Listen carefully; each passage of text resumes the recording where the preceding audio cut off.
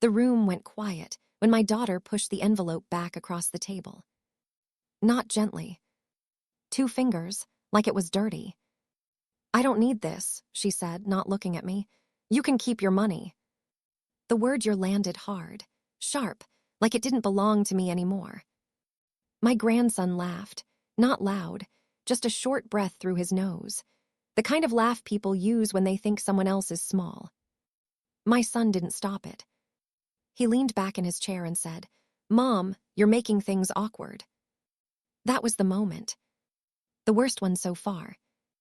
3 of them, sitting there like I was the guest, like I was the problem, like the check I wrote every month didn't matter, like the house we were sitting in didn't come from my hands. I looked down at the envelope. Rent money. They had asked for it, again. I slid it back to the center of the table, slowly. My hands were steady, I made sure of that. "I brought it because you said you needed it," I said. My daughter finally looked at me then. Her eyes were flat, cold, no warmth, no respect. "We don't need your rules attached," she said. "You can't buy your way into decisions anymore." My grandson smirked again. That's when my son cleared his throat and said the sentence that burned itself into my bones. "Mom, you're old. Things change. You should just be grateful we still include you." Old. Include. Still. I didn't speak right away. I felt something move inside me. Not anger, not yet. Something settling. I nodded once. "All right," I said. And they relaxed. That was the mistake. I didn't argue. I didn't cry. I didn't remind them of anything. I stood up, picked up my purse, and smiled the small smile people use when they think they are being polite. "Keep the envelope," I said. "Use it if you want." My daughter pushed it back again. "No," she said, "we're not taking charity." Charity? I looked at her hand on the table. Perfect nails, fresh polish, paid for with money she pretended she didn't need. "Suit yourself," I said. I turned and walked out of my own house. They didn't follow. That night I sat alone in my room, the door closed, the light off. I replayed every word, every look, every laugh they thought I didn't notice. I had raised my son in this house. I had fed him here. I had paid for his school here. When his wife left him, I let him move back in with a child of his own. When he remarried, I let them stay. When the bills piled up, I paid. Quietly. No receipts waved around, no speeches. Just checks, transfers, cash in envelopes. And now I was awkward. That was the moment I understood. They didn't see help anymore. They saw weakness. And weakness invites disrespect. I didn't sleep much that night. Not because I was hurt. Because I was thinking. The next morning, I made breakfast like usual. Eggs, toast, tea. I set the table. They came in one by one. My grandson sat first, phone in hand, no greeting. My daughter walked past me like I was furniture. My son poured coffee and said, "Morning, Mom." That was it. I placed the plates down gently. No one thanked me. I sat with them, ate slowly. Listened. They talked about plans, trips, repairs, a new car. My daughter said, "We'll just use Mom's account again." She didn't ask. She didn't look at me. She just said it. My son nodded. "Yeah, we'll fix it later." That was betrayal number 2. Clear on the table, no shame. I took a sip of tea. "I won't be able to do that," I said. Silence. 3 heads turned. My daughter frowned. "What do you mean?" "I mean," I said calmly, "I won't be paying for that." Her voice sharpened. "Why not?" I met her eyes. "Because you said you didn't need my money." My grandson laughed again, louder this time. My son sighed. "Mom, don't start." I nodded. "I'm not." I finished my tea. And I stood up. That afternoon, my sister called. She had heard. "Why are you letting them talk to you like that?" she asked. I didn't answer right away. I'm watching, I said. She didn't like that. Watching what? I smiled to myself. Them. Over the next few weeks, it got worse. Not louder. Colder. They stopped telling me things. They made decisions without me. They moved furniture, changed locks, opened mail. Once, I found my banking app open on my grandson's tablet. I didn't say anything. That was the moment I remembered something important. They thought time was on their side. One evening, I overheard my daughter in the kitchen. She won't do anything, she said into her phone. She needs us. Where else would she go? I stood in the hallway. Still. Quiet. I let her finish. Then I walked back to my room. And I wrote something down. Just a list. Names, dates, amounts. Every time I had helped. Every time I had paid. Every time they had taken. That list got long. A few days later, a letter arrived. Addressed to me. Not opened. I recognized the return name. The bank. I didn't open it right away.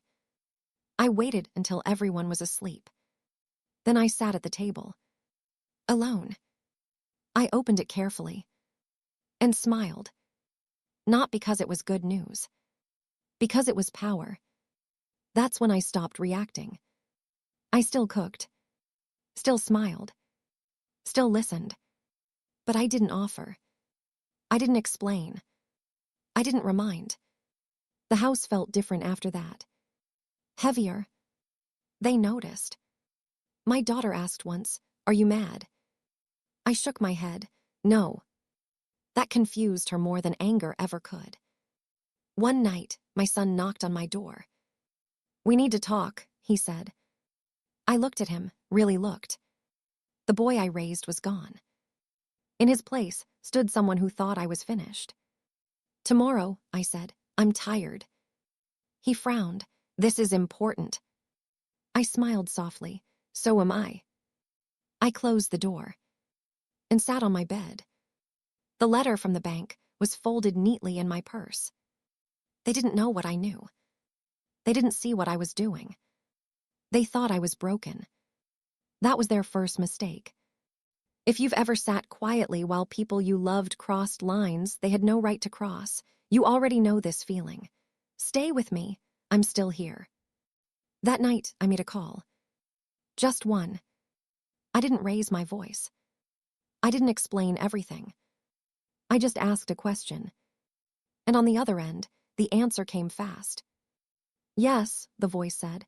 "That changes everything." I hung up. And for the first time in weeks, I slept. The next morning, the envelope was back on the table. This time, my daughter placed it there. Carefully. "I think we should talk," she said. I looked at the envelope. Then at her. And I realized something that made my hands go cold. They weren't ready. But the clock had already started. And they had no idea what was coming next. Before I continue this story, kindly subscribe, like, turn on the notification bell, and tell me in the comments where you're watching from. The envelope sat between us like a test. No one touched it. My daughter kept her hands folded in her lap. My son stood by the counter pretending to check his phone. My grandson leaned against the doorway. Chewing gum like this was entertainment. I didn't sit right away.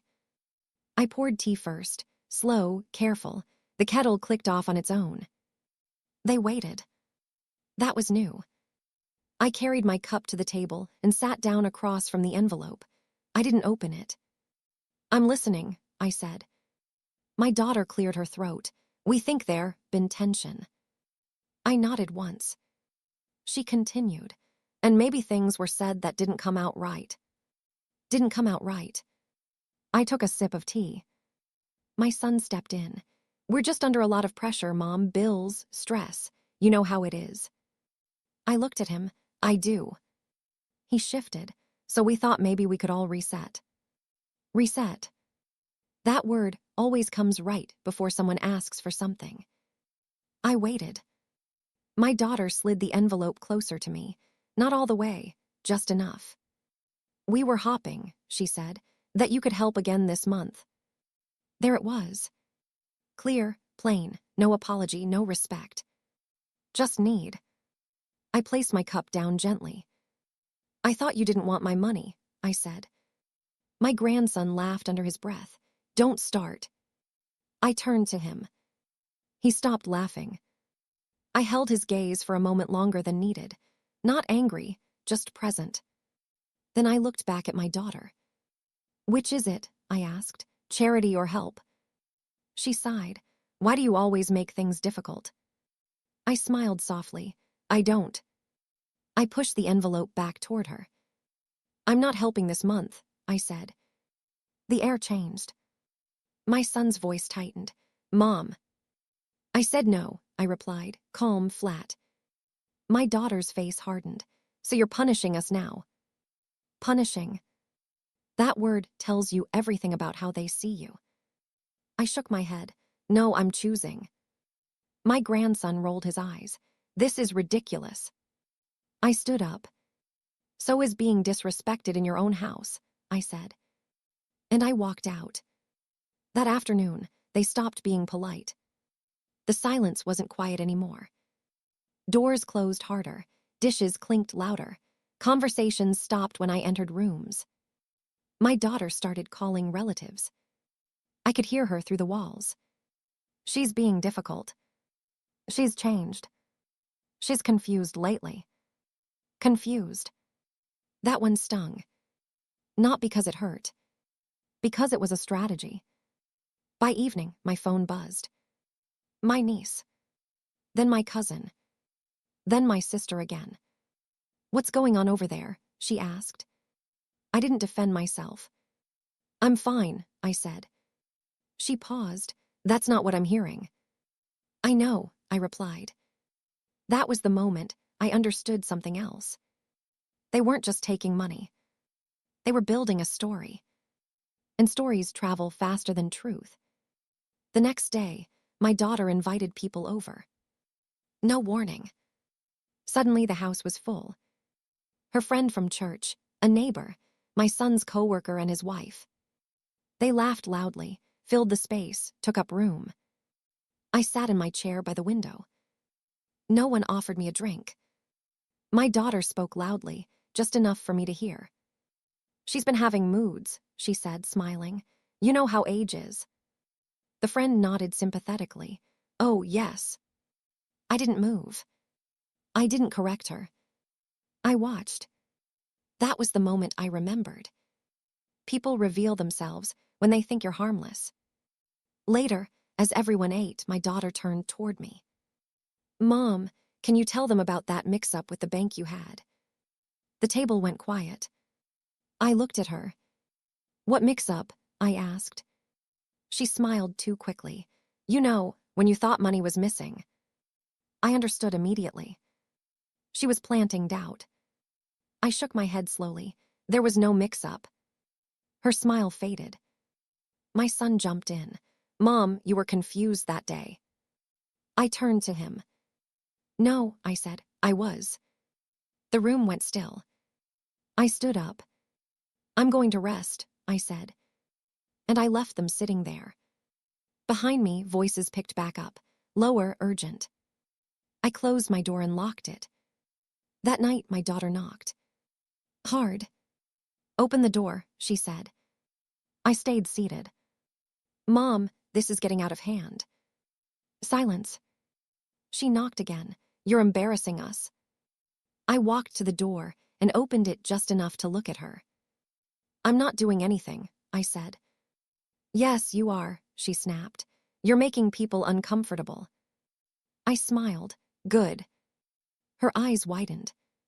"You can't just sit there and judge us," she said. "I'm not judging," I replied. "I'm observing." She stared at me like she didn't recognize me. "Are you threatening us?" she asked. I shook my head. "No." Then I closed the door and leaned against it. That was betrayal number 3, turning me into a problem in my own home. The next morning, the locks were changed. I found out when my key didn't work on the back door. I stood there for a moment. Not shocked. Not angry. Just still. My son came around the corner. "Oh," he said, "we forgot to tell you, security reasons." I nodded. "Of course." He hesitated. "You'll need to be let in now." I looked at the door. Then at him. "I see," I said. That was when something inside me went very quiet. That afternoon, I took a walk. Not far. Just enough to think.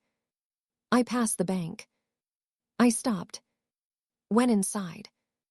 The teller recognized me. "Good afternoon," she said warmly. I smiled back. "I need to make a few changes," I said. She nodded. "Of course." We sat. I signed. I confirmed. I asked one question. She answered. And with that answer, the ground shifted again. When I returned home, my daughter was waiting. "Where did you go?" she asked sharply. "For a walk," I said. She frowned. "You should tell someone before you leave." I looked at her. "Why?" I asked. She opened her mouth. Closed it. I walked past her. That night, I overheard them again. My grandson's voice this time. "We need to get this handled," he said. "She's not cooperating." My daughter sighed. "She doesn't have a choice." I stopped walking. My son spoke quietly. "She's still the account holder." There was a pause. Then my daughter said, "For now." That was the moment I stopped feeling sad. That was the moment I felt clear. I went to my room. Pulled the folded letter from my purse. Read it again. Slowly. They thought I didn't understand paperwork. They thought I didn't hear whispers. They thought silence meant surrender. They were wrong.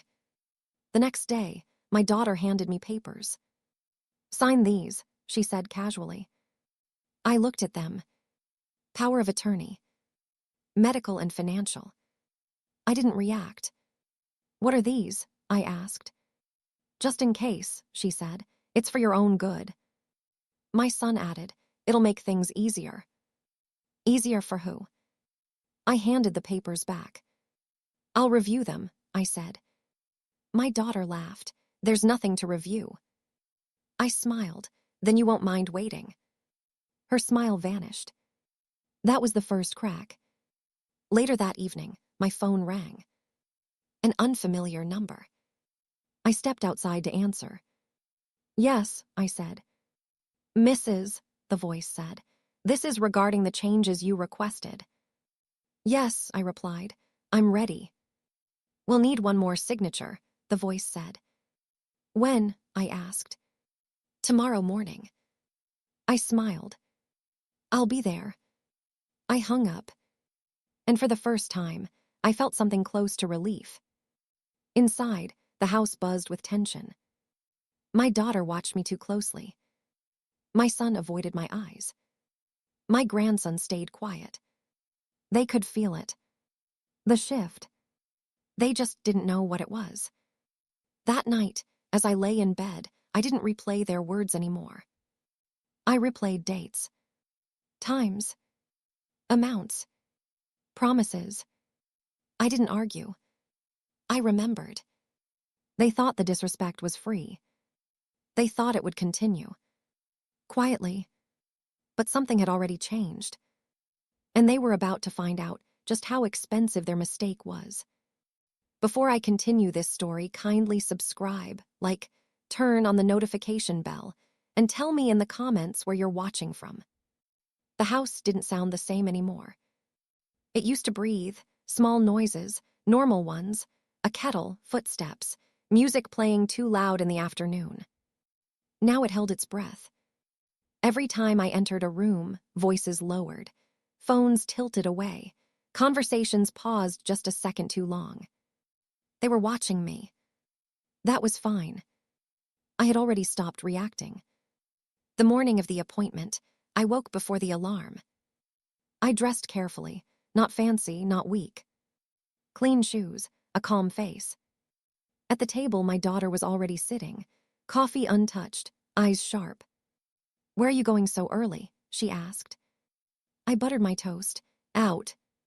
She didn't like that answer. "With who?" she pressed. I looked at her. "By myself." My son walked in then. He sensed it immediately. The tension, the waiting. "Mom," he said carefully, "you should let us know these things." I nodded. "I know." I picked up my purse. My daughter stood. "This isn't safe. You shouldn't be making decisions alone."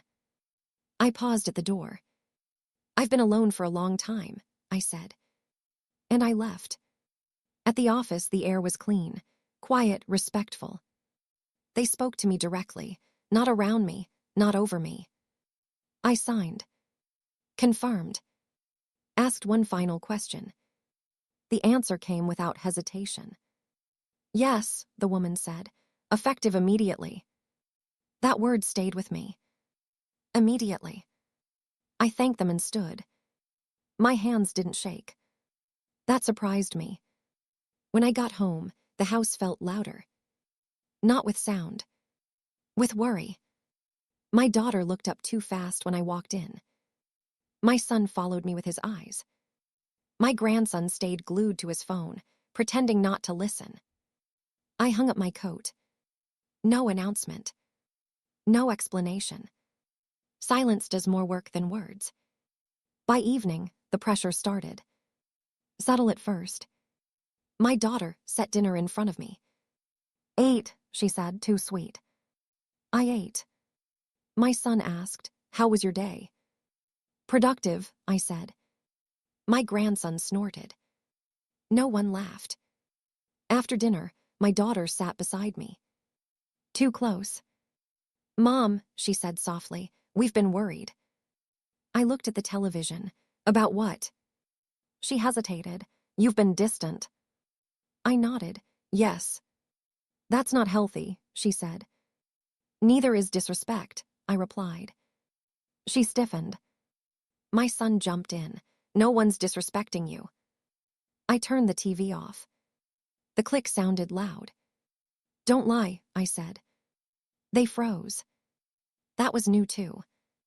Later that night, I heard drawers opening. Then closing. Soft. Careful. I didn't move. I listened. Footsteps. Whispers. My door handle turned slightly. Stopped. I sat in the dark. Breathing slow. That was the moment I understood something else. They weren't just uncomfortable. They were afraid. The next morning, my phone buzzed. A message. From the bank. Short. Clear. I deleted it. Not because I didn't need it. Because I already knew. My daughter cornered me in the hallway. "You didn't tell us where you went yesterday," she said. "I didn't need to," I replied. She crossed her arms. "You're being secretive." I met her eyes. "So are you." Her face flushed. My son appeared behind her. "What's that supposed to mean?" "It means," I said slowly, "I've noticed things." Silence. That kind that presses on the ears. That afternoon, my sister came by. Unannounced. She hugged me tight. "You all right?" she whispered. I nodded. My daughter watched from across the room. My sister turned to her. "She looks fine to me." My daughter smiled thinly. "She's been different." My sister didn't blink. "Good." That one word landed heavy. After my sister left, the mood changed again. Sharper. My grandson finally spoke. "You're acting like you're better than us," he said. I looked at him. "No," I said. "I'm acting like I remember who I am." He scoffed. "Whatever." I stood. "Watch your tone," I said quietly. He laughed. My son didn't stop him. I remembered that too. That night, I locked my door. Not out of fear. Out of clarity. I sat on the bed and opened my notebook. Added more names. More dates. More moments. Every laugh. Every whisper, every attempt to make me smaller. I wrote until my hand ached. Then I closed it. The next day, a letter arrived. Addressed to the house. Not to me. My daughter opened it. Her face changed. She read it again. Then again. "Mom," she called. I didn't answer. She came to my door. Knocked. Harder this time. "Yes," I asked through the door. Her voice was tight. "We need to talk now." I opened the door slowly. She held the letter out. "What is this?" she asked. I glanced at it. Then at her. "It's information," I said. "About what?" she snapped. I smiled. "That depends on how honest you want to be." My son appeared behind her. "What's going on?" he asked. My daughter's voice shook. Something changed. I nodded. "Yes," I said, "it did." They looked at each other. Then back at me. Waiting. I didn't explain. I closed the door again. And sat down. That night, the house didn't sleep. Neither did I. But while they whispered and worried, I rested. Because silence wasn't weakness anymore. It was strategy. And they were finally starting to feel it. Before I continue this story, kindly subscribe, like, turn on the notification bell, and tell me in the comments where you're watching from. The letter changed the way they looked at me. Not openly. Not all at once. But something in their eyes shifted, like people realizing the ground under them isn't as solid as they thought. That morning, my daughter didn't touch my mail. That alone told me enough. At breakfast, no one spoke. Plates clinked, coffee poured, chairs scraped. I ate slowly. My grandson kept glancing at his phone, then at my purse on the chair beside me. My son cleared his throat. "Mom, about that letter." I didn't look up. "What about it?" He hesitated. "We don't really understand it." I nodded. "That makes sense." My daughter slammed her mug down, not loud, controlled, forced. "It says accounts were restricted," she said. "That can't be right." I buttered my toast. "It is." Her voice sharpened. "Restricted how?" I took a bite, chewed, swallowed. "Not frozen," I said, "just corrected." My grandson laughed nervously. "You can't just do that." I finally looked at him. "I can," I said, "because they're mine." The word mine sat there. Heavy. Unmovable. My son stood up. "Mom, this affects all of us." I nodded again. "I know." "That money pays bills," he said. "Keeps things running." I met his eyes. "Then you should have treated it with respect." Silence. My daughter's face tightened. "You're doing this on purpose." "Yes," I said calmly. That was the first time I said it out loud. No anger. No apology. Just truth. The pressure came fast after that. Calls, meetings, soft voices pretending to care. My daughter sat me down that afternoon like I was a child. "We just want to help you manage things," she said. I folded my hands. "I already am." She leaned forward. "You're making mistakes." I tilted my head. "Name one." She opened her mouth. Closed it. My son tried next. "This isn't like you." I smiled faintly. "You never asked what I was like." That ended the conversation. That evening, I noticed something missing. My checkbook. I didn't ask. I went to my room and checked my purse. Still there. Exactly where I left it. That was the moment I understood the letter had scared them. And scared people reach. Later that night, my grandson confronted me.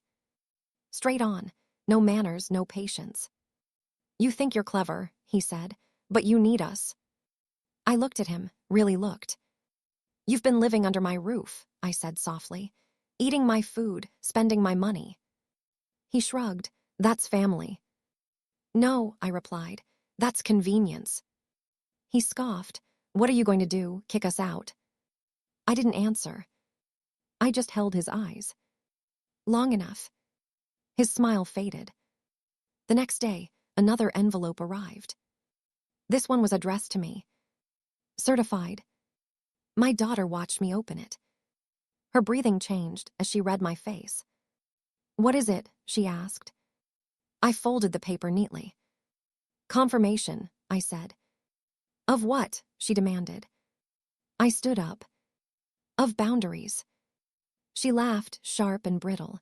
"You think paperwork makes you powerful." I leaned in, just enough for her to hear me. "No," I said, "clarity does." That afternoon, my sister called again. "They're panicking," she said. "I can hear it in their voices."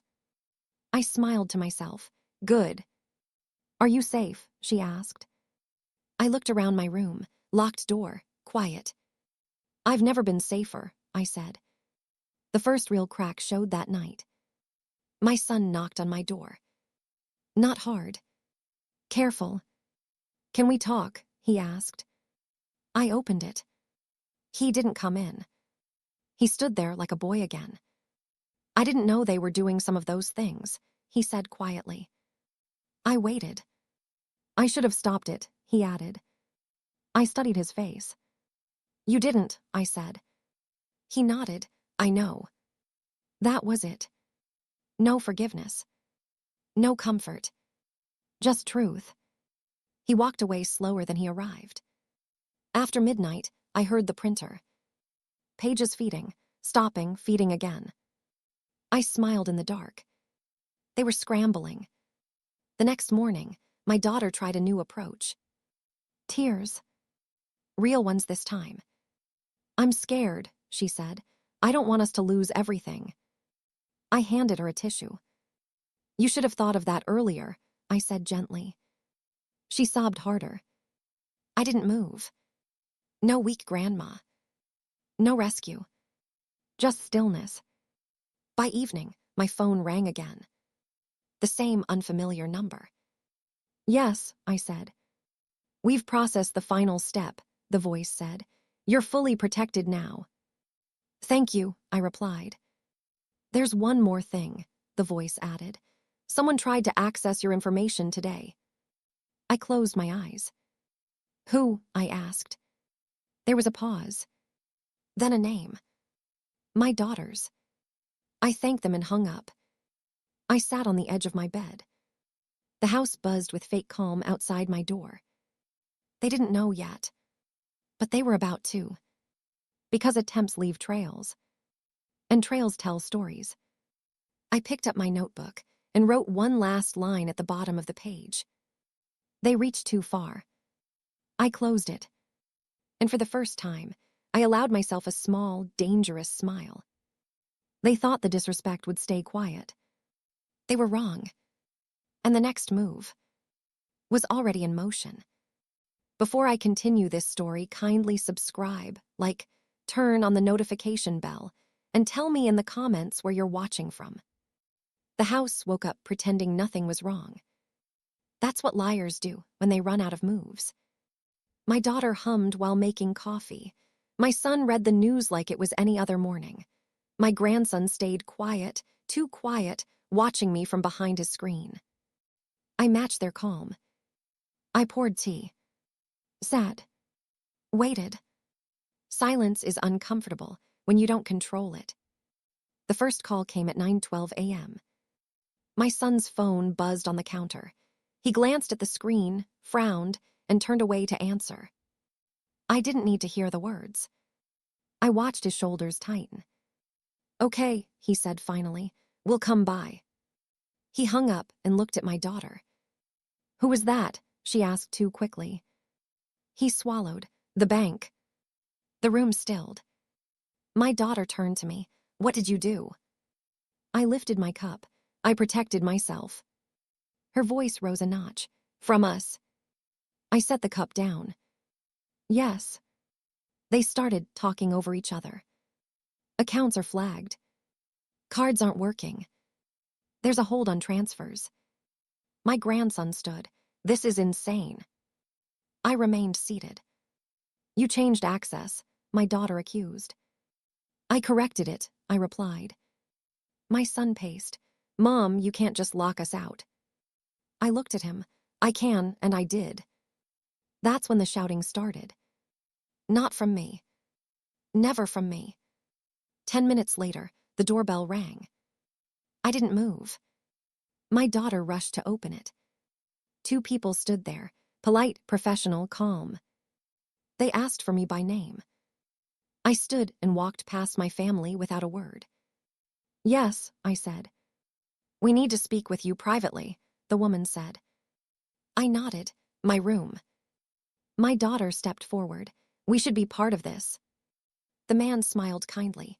No, ma'am. That smile hurt her more than anger ever could. Inside my room, they spoke quietly. Explained things clearly. I asked questions. They answered. Then the woman said the sentence I had been waiting for. The access attempt yesterday triggered a review. I nodded. I expected that. Your safeguards worked, she added, but there will be follow-up. I smiled. Good. When they left, I walked back into the living room. My family was waiting. Breath held. Eyes wide. My daughter rushed me. What did they say? I met her gaze. They said you tried to take something that wasn't yours. Her face drained. My grandson muttered, You snitched. I turned to him slowly. No, I said, you exposed yourselves. My son sank into a chair. This was the first real payoff. Not revenge. Recognition. My daughter tried again. Last move. You're tearing this family apart, she said, voice shaking.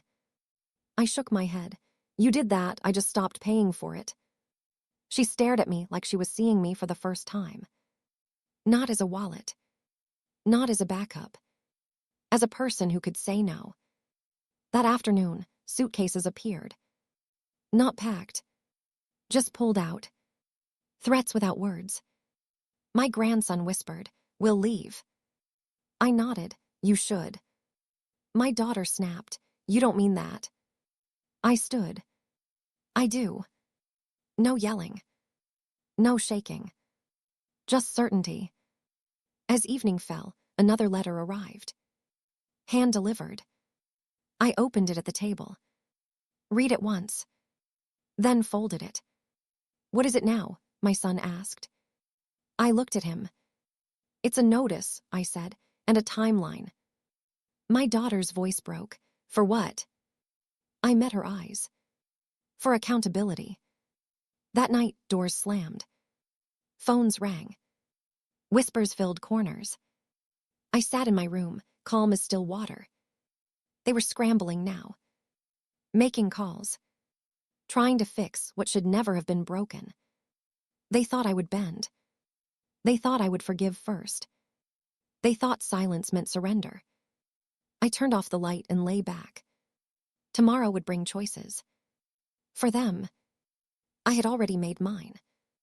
And somewhere between fear and regret, they were starting to understand something important. I hadn't been quiet because I was weak. I had been quiet because I was preparing. And the cost of their disrespect was about to be collected. Before I continue this story, kindly subscribe, like, turn on the notification bell, and tell me in the comments where you're watching from.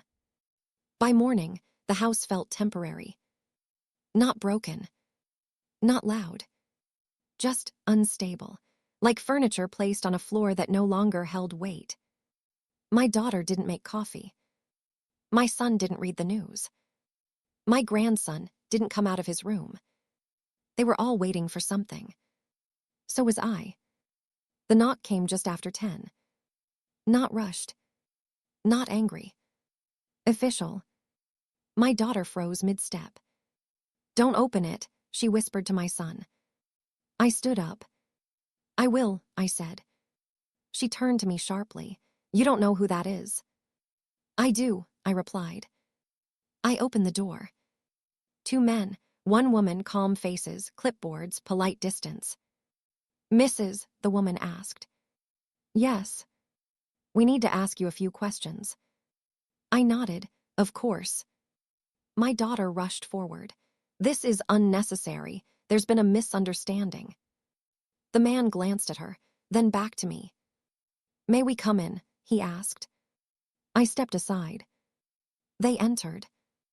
And just like that, the house no longer belonged to my daughter's rules. We sat at the table. The same table where my money had been pushed back like trash. The woman asked gently, "Are you comfortable answering these questions alone?" I looked around. 3 pairs of eyes fixed on me. "I am," I said. My daughter's voice cracked. "Mom." I raised one hand. She stopped. That silence felt earned. The questions were simple. Clear. Dates. Access. Permissions. I answered without rushing. Without emotion. Just facts. The man nodded as I spoke. That aligns with what we saw. My daughter shifted in her seat. What does that mean? The woman didn't look at her. It means there were actions taken without consent. My grandson scoffed. This is blown out of proportion. The man finally turned to him. Sit down, he said quietly. My grandson did. That moment told me everything. After 20 minutes, they stood. We'll be in touch, the woman said to me. I smiled. I'll be available. They left without another glance at my family. The door closed. The air collapsed inward. My daughter exploded. You embarrassed us, she hissed, in our own home. I tilted my head. In my home. My son rubbed his face. This has gone too far. I looked at him. It went too far when you let it. He opened his mouth. Closed it. My grandson stood up, angry now. So what, you think you won? I studied him. No, I said, I think you learned. He laughed bitterly. You're alone now. I smiled faintly. I've been alone for a while. That shook him more than shouting ever could. That afternoon, boxes appeared. Not threats this time. Real. My daughter packed in silence. My son avoided me completely. My grandson slammed drawers like noise could change outcomes. I watched from my chair. I didn't interfere. I didn't rush them. Consequences should never feel hurried. My sister called again. They're calling everyone, she said, trying to explain. I nodded. Let them. What are you feeling? She asked. I thought about it. Clear, I said. She went quiet. That's good, she finally replied. Near sunset, my daughter came into my room. No anger now. Just fear. Where am I supposed to go? She asked. I looked at her carefully. Not as a mother desperate to fix things. As a woman who understood lines. You should have thought about that, I said softly. She swallowed. You'd really let this happen. I met her eyes. I already did. She nodded slowly. And left. That night the house echoed. Empty rooms. Bare walls. No laughter. No whispers. I walked through it once. Just once. Then I locked the doors. All of them. Before bed, my phone buzzed. A message. Short. Formal. Tomorrow. I placed the phone face down. I didn't need to read it again. The wheels were turning now. Not loudly. Not cruelly. Correctly. I lay in the dark and stared at the ceiling. I thought about all the times I had stayed quiet to keep peace. All the times I had paid to be tolerated.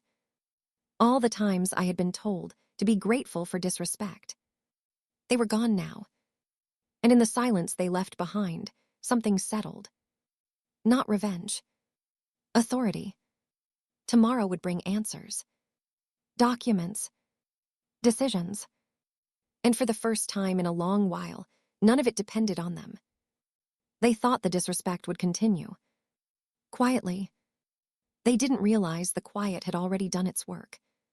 And what came next wouldn't need my voice at all. Before I continue this story, kindly subscribe, turn on the notification bell, and tell me in the comments where you're watching from. The house woke up lighter. Not happier. Not peaceful. Lighter, like something heavy had been removed and left an outline behind. I stood in the kitchen alone and listened to it. No footsteps rushing. No cabinet slamming. No voices measuring what they could take next. Just quiet. The kind that tells the truth. At 8:03 a.m., my phone rang. I didn't rush to answer. I let it ring twice more. Then I picked it up. "Yes," I said. The voice on the other end was calm, professional, familiar now. "We're ready to proceed," she said. "You'll need to come in today." "I'll be there," I replied. "Bring the folder," she added. I looked at the chair by the table. The folder was already there. "I have it," I said. I dressed carefully again. Same calm, same control. Before leaving, I walked through the house one more time. Living room, bare spots where pictures used to hang. Hallway, scuff marks from rushed boxes. Spare room empty, finally honest. I didn't feel loss. I felt alignment. I locked the door and left. The meeting didn't last long. That surprised me. Everything they needed was already prepared. Everything had already been verified. I signed where they pointed. Initialed where it mattered. Then the woman across the table looked up and said something I hadn't expected. "There's been interest," she said. "Interest?" I asked. "Yes," she replied, "from parties who assumed access." I smiled faintly. "Assumed." She nodded. "That assumption is no longer valid." Good. When I returned home, a car was parked out front. My daughter's. She stood by the porch, arms crossed, face tight. I didn't stop walking. "We need to talk," she said. I unlocked the door. "About what?" I asked. She followed me inside, without being invited. "This can still be fixed," she said. "We don't have to do it like this." I set my purse down. "Like what?" I asked. "Public," she snapped. "Official." I looked at her calmly. "You made it that way." She shook her head. "You're overreacting."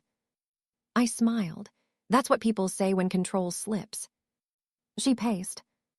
"You don't understand what you're doing," she said. "You're cutting yourself off." I sat. "No," I said. "I'm choosing who gets close." She stopped packing. Her voice dropped. "You think you're better than us now?" I met her eyes. "No," I said. "I think I'm done being smaller." That landed. She didn't yell. She didn't cry. She stared. And for the first time, she didn't know what to say. My phone buzzed. A message. One line. "We've completed the transfer of authority." I locked the screen. My daughter watched my face change. "What was that?" she asked. I stood up. "That," I said, "was confirmation." Her breath caught. "Of what?" "That things won't go back." She stepped back like she'd been pushed. "You can't just erase us," she whispered. I tilted my head. "I didn't erase you." "Then what did you do?" "I corrected the record." Silence stretched between us. She looked around the house. At the walls. At the quiet. "This was never supposed to happen," she said. I nodded. "That's usually how consequences work." She left without another word. No door slam. No threat. Just footsteps fading down the path. I watched through the window until her car disappeared. Then I sat back down. That evening, my sister called. "They're asking questions," she said. "Different ones now." I smiled. "Good. What are they asking?" I thought for a moment. "Who really has control?" I said. She exhaled slowly. "And they're learning." After dark, I opened the folder again. Read through the pages. Not because I needed to. Because I wanted to feel the weight of it. Names, dates, authority, all in the right place. I closed it and set it aside. My phone buzzed again. Another message. Different number. Short.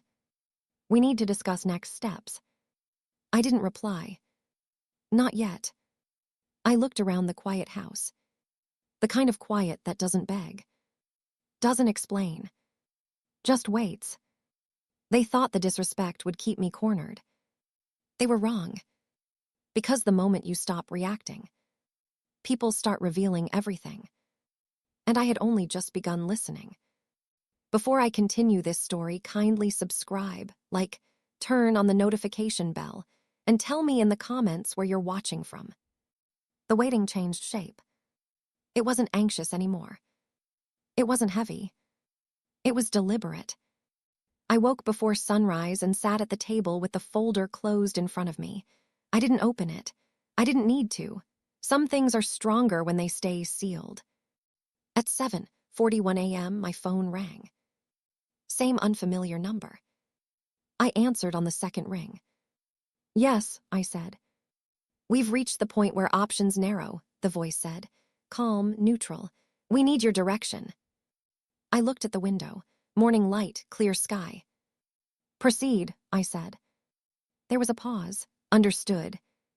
The call ended. I didn't move for a long time. By late morning, the messages started. My son first. Can we talk? I read it, set the phone down, didn't reply. Then my daughter. Please, this is going too far. I waited. Then my grandson. You're ruining everything. That one made me smile, not because it was funny, because it was honest. The doorbell rang at noon. I already knew who it was. My son stood there alone. No anger, no confidence, just tired. I need to come in, he said. I stepped aside. He walked in slowly, like the house might reject him. We sat at opposite ends of the table. He didn't speak at first. Neither did I. That silence did more than shouting ever could. I didn't think it would end like this, he finally said. I nodded. I know. You could stop it, he added quietly. I looked at him. Why would I? He swallowed. Because we're family. I leaned back. Family doesn't mean access. He rubbed his hands together. They're scared. I met his eyes. So was I. He flinched. He tried again. You don't have to make this official, he said. We can handle it privately. I shook my head. You already chose public. He looked confused. You let people speak for me, I continued. You let them say I was confused, weak, difficult. He looked down. That doesn't get undone with a conversation, I said. There was a knock on the door again. He stiffened. I stood. This time, it wasn't officials. It was a woman I hadn't seen in years. My daughter's former friend. She looked uncomfortable, apologetic. I didn't know, she said quickly. About the money, about the pressure. I nodded. Most people don't at first. She glanced past me at my son. They've been saying things. I know, I replied. She exhaled. I thought you should hear the truth. I stepped aside and let her in. She didn't stay long. Just long enough to say names. Just long enough to confirm whispers. Just long enough to place one more piece exactly where it belonged. When she left, my son looked hollow. They told everyone, he said. Yes, I replied, and now everyone knows something else. He stood up slowly. I don't know how to fix this, he said. I stood too. You don't, I said gently. You live with it. He nodded once. And left. That afternoon, a vehicle pulled up outside. Not police. Not banks. Something quieter. Paperwork quiet. Two people stepped out, briefcases, neutral expressions. They asked for me. I invited them in. We sat. They spoke carefully. Explained consequences. Timelines. Processes. I asked one question. If I do nothing, I said, what happens? The woman answered without hesitation. Then what's already in motion continues. I smiled. Good. After they left, the house felt final. Not empty. Resolved. My phone buzzed again. My daughter. I didn't think you'd really do it. I typed back one sentence. Neither did I until I had to. She didn't respond. As night fell, I walked through the house one last time that day. Not to check doors. Not to remember. Just to stand in rooms that finally belonged to me again. In the bedroom, I sat on the edge of the bed and let the quiet settle. I wasn't angry anymore. I wasn't sad. I was exact. Before sleep, I opened the notebook. Read the last line again. They reached too far. I added one more beneath it. And now they're learning what that costs. I closed the book. Turned off the light. And for the first time since the disrespect began, I didn't wonder what would happen next. I already knew. Because tomorrow wouldn't bring chaos. It would bring clarity. And clarity has a way of making people finally see who they've been dealing with all along. Before I continue this story, kindly subscribe, like, turn on the notification bell, and tell me in the comments where you're watching from. The clarity arrived before the sun did. Not loud. Not dramatic.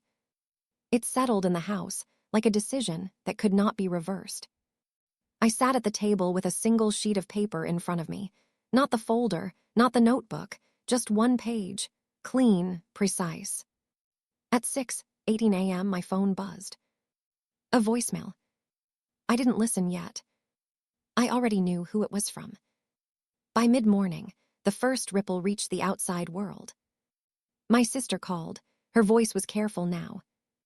They're asking questions, she said. Different people, serious ones. I nodded. That happens when stories stop working. They're worried, she added. I smiled faintly. Good. She hesitated. Are you okay with where this is going? I looked at the paper in front of me. Yes, I said. I chose it. The voicemail waited. So did the doorbell. I answered the door without hurry. My daughter stood there. No makeup, no posture, no armor. Just exhaustion. I need to come in, she said. I stepped aside. She didn't thank me. She walked in like someone entering a room they no longer owned. She sat down slowly. Didn't speak. Didn't look around. Finally, she said, people are calling. I nodded. I know. They're asking about money, she continued. About access, about decisions. Yes, I said, they should. She pressed her lips together. You could end this. I looked at her. No, I said, you could have prevented it. Her voice cracked. You're enjoying this. I shook my head. I'm finishing it. That stopped her. She leaned forward, hands trembling. What do you want? She asked. The question everyone asks when control is gone. I slid the single sheet of paper across the table. She looked at it. Read it. Her breathing changed. This is, she started. Terms, I said. For what? She asked. For peace, I replied. Mine. She scanned the page again. Boundaries. Limits. Conditions. No money. No access. No decisions without consent. Her eyes lifted slowly. You'd really put this in writing? She asked. I met her gaze. I already did. She laughed weakly. You don't trust us. I stayed calm. You gave me no reason to. Silence stretched. She folded the paper carefully. This will make things permanent, she said. I nodded. That's the point. Her phone buzzed. She checked it. Color drained from her face. They're freezing everything connected to me, she said quietly. I tilted my head. Then you should read the paper again. She stood abruptly. This isn't fair. I stood too. It wasn't fair when you decided I was old enough to ignore and young enough to use. Her mouth opened, closed. She sat back down. After a long moment, she whispered, "What if I don't sign?" I didn't hesitate. "Then nothing changes," I said, "for me." She stared at me. That was the moment she understood. I didn't need her agreement. I was already standing. She left without signing. No tears. No apology. Just a slow walk to the door. At the threshold, she turned. "You won't have anyone left," she said. I looked at her calmly. "I have myself," I replied. "That's enough." She left. I listened to the voicemail then. My son. His voice was low, careful. "They're reviewing things at work," he said. "Questions are coming back to us." I deleted the message. Not out of anger. Out of completion. That afternoon, the final notice arrived. Certified. I opened it alone. Read every line. Signed once. And placed it in the folder. The folder was heavier now. Not with paper. With consequence. As evening settled, the house felt finished. Not empty. Resolved. I made dinner for one. Ate slowly. Washed the plate. Put it away. Before bed, I stood by the window. The street outside looked the same. Lights on, cars passing, life continuing. But something had shifted beneath it. They thought the disrespect would stay quiet. They thought I would endure it. They thought silence meant permission. They were wrong. Because when patience runs out, it doesn't shout. It finalizes. And tomorrow, they wouldn't be dealing with my feelings anymore. They'd be dealing with results. The morning didn't feel victorious. That surprised me. I woke up expecting relief, maybe even satisfaction, something sharp, something loud inside my chest. Instead, what I felt was weight, steady, grounded, finished. The kind of weight that comes after a door closes for good. I sat at the kitchen table with the folder open in front of me for the first time in days. I read everything slowly, not because I didn't understand it, but because I wanted to feel every decision I had made while I was calm enough to own them. Names. Dates. Boundaries. Final authority. No loopholes. No favors disguised as love. No room for confusion. When I closed the folder, I didn't sigh. I didn't smile. I nodded once. That was enough. At 8:47 a.m., the call came. Not from family. From someone who mattered now. "Mrs.," the voice said, "this is just to confirm execution." "Yes," I replied. "There may be resistance," she added carefully. "Emotionally, socially." "I understand," I said. "You're comfortable proceeding."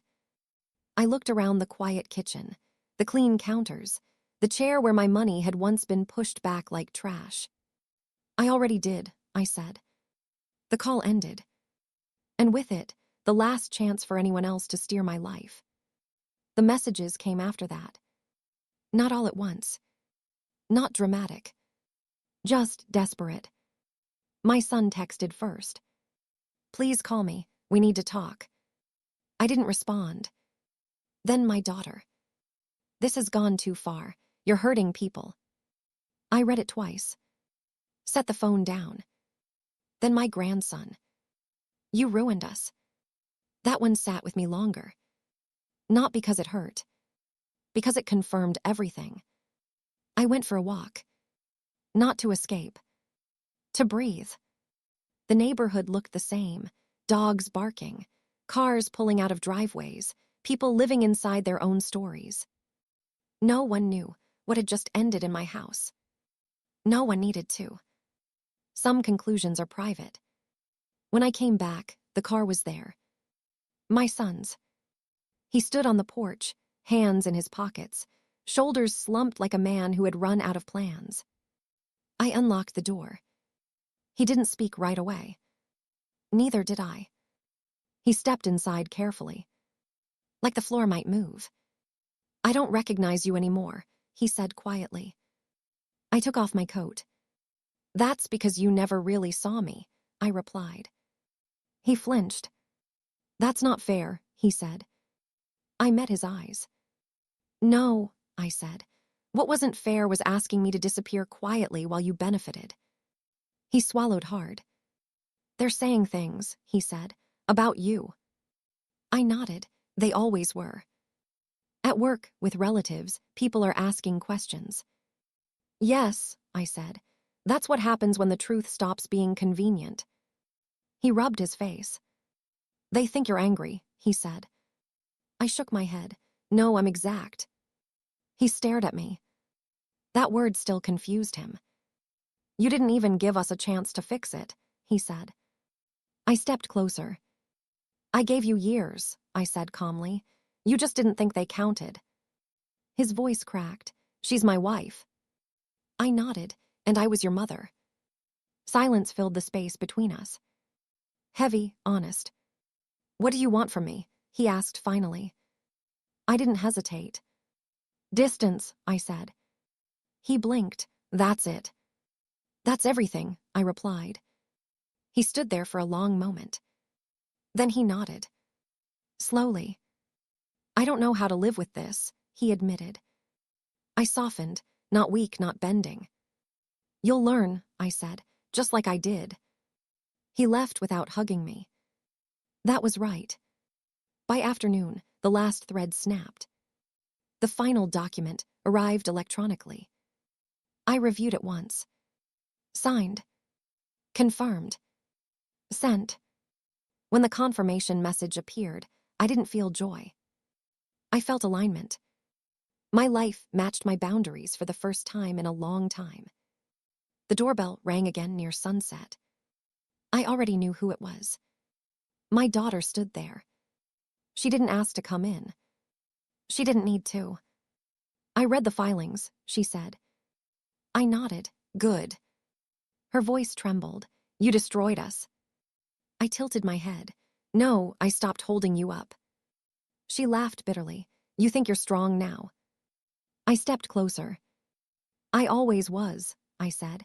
You just mistook my patience for permission. Her face crumpled, not into tears, but into something uglier. Realization. You'll die alone, she said. I didn't blink. No, I said, I'll die honest. That stopped her. She opened her mouth, closed it, turned, and walked away. No slam. No curse. Just footsteps fading into a future she hadn't prepared for. That night, I cooked dinner again. For one, I ate slowly, cleaned carefully, and then I sat in the living room with no television on. Just quiet. Not the heavy kind. The earned kind. I thought about all the moments I had swallowed words to keep peace. All the checks written instead of boundaries spoken. All the times I had been told to be grateful for scraps of respect. I didn't regret the kindness. I regretted the silence that followed it. But regret, I had learned, was only useful if it taught you where to stop. Before bed, I opened the notebook one last time. I read every line. Then I closed it. And I didn't add anything else. The story was complete. In the weeks that followed, the noise faded. Calls slowed. Questions stopped. People adjusted. They always do. The world doesn't pause for betrayal. It simply rearranges itself around truth. I planted flowers in the front yard. Nothing dramatic. Just something alive. I slept better. I ate better. I laughed quietly, sometimes alone. And for the first time in years, no one needed anything from me that cost my dignity. One afternoon, my sister visited. She looked around the house. At the calm. At me. You okay? She asked. I smiled. I'm intact, I said. She nodded slowly. That's better. I never raised my voice. I never begged. I never explained myself more than once. I let the disrespect continue, quietly, until it didn't. And when it didn't stop because they apologized. It stopped because access ended. People like to believe strength looks loud. It doesn't. Strength looks like stillness that doesn't move when tested. It looks like decisions made without anger. It looks like doors closing without slamming. They thought I was broken. They thought silence meant surrender. They thought patience was weakness. That was their first mistake. And their last. Because I didn't need revenge. I needed alignment. And once I had it, everything else fell into place. People ask what the moment felt like when it was finally over. They expect a big answer, a dramatic one, something loud and sharp like glass breaking. But the truth is quieter than that. The truth is nothing collapsed. Nothing exploded. No one clapped. Life simply adjusted. And that's how you know it was the right ending. For a long time, I believed endurance was love. I believed staying silent was strength. That swallowing disrespect kept families together. That if I just stayed calm enough, generous enough, small enough, things would settle. They don't tell you this part when you're raised to be patient. Some people don't want peace. They want permission. Permission to take. Permission to decide for you. Permission to rewrite who you are into something easier to use. And the moment you stop granting that permission, everything changes. I didn't lose my family all at once. I lost the version of them that only existed when I was useful. That's an important difference. Because love that survives only when you're silent isn't love. It's leverage. And leverage always disappears when boundaries arrive. I used to think endings had to hurt loudly to matter. But this ending didn't scream. It didn't argue. It didn't beg to be understood. It just finalized. That's the kind of ending people fear most. The kind that doesn't ask for approval. If you're listening to this and thinking, but that's still her child, her family. I understand. That's what kept me quiet for so long. But let me tell you something I learned late, and I wish I'd learned earlier. Being related to someone does not give them ownership of your dignity. Love does not require access to your bank account. Respect does not demand silence. And family does not mean immunity from consequence. I didn't stop loving them. I stopped sacrificing myself to prove it. There's a difference. One costs you your peace. The other preserves it. Some people believe forgiveness must come first. I disagree. Clarity comes first. Safety comes first. Truth comes first. Forgiveness, real forgiveness, only works when it isn't forced. And sometimes the most honest form of forgiveness is distance. I didn't walk away angry. That's what surprised me the most. I walked away clear. Clear about who I was. Clear about what I would no longer tolerate. Clear about the cost of silence. Clarity doesn't shout. It closes doors gently and locks them firmly. There's a lie we're told about older women. That we're fragile. That we need to be handled. That our role is to smooth things over, no matter how sharp the edges cut us. That lie depends on one thing: our cooperation. And the moment we stop cooperating with our own erasure, everything shifts. I let the disrespect continue quietly because I needed to see it clearly. I needed to know it wasn't a misunderstanding, or a bad season, or stress. I needed to see it for what it was. Once I did, silence stopped being patience. It became preparation. And when I finally moved, it wasn't emotional. It was administrative. That's how you know it's real. Real power doesn't argue. It documents. If you're sitting somewhere right now, in a room where your kindness is being treated like weakness, where your silence is being mistaken for agreement, where your patience is being used as a weapon against you, I want you to hear this clearly. You are not imagining it. You are not overreacting. And you are not required to explain your boundaries to people who benefited from you having none. You don't owe anyone access just because you've always given it. You don't owe comfort to people who made you uncomfortable for years. And you don't owe softness to those who mistook it for permission. I didn't get revenge. I got my life back. That's better. Revenge fades. Peace stays.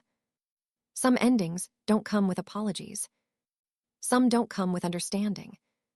Some don't come with reconciliation. They come with relief. And that's enough. The house is quieter now. Not empty. Honest. Every room knows who it belongs to. So do I. If this story felt personal, it's because it is. Not just mine. It belongs to anyone who's ever been told to. Just let it go while being quietly diminished. Anyone who learned that silence can be a strategy, not surrender. Anyone who discovered that the most dangerous moment isn't when you scream. It's when you stop explaining. I didn't need to raise my voice. I didn't need to threaten. I didn't need to prove anything. I let the disrespect continue, quietly, until it didn't. And when it ended permanently. That's the kind of ending that doesn't echo. It settles. And it lets you sleep at night. If you're still here, thank you for listening. And if this story felt familiar, just remember, quiet doesn't mean weak. Still doesn't mean broken. And patience, when it runs out, doesn't explode. It finalizes.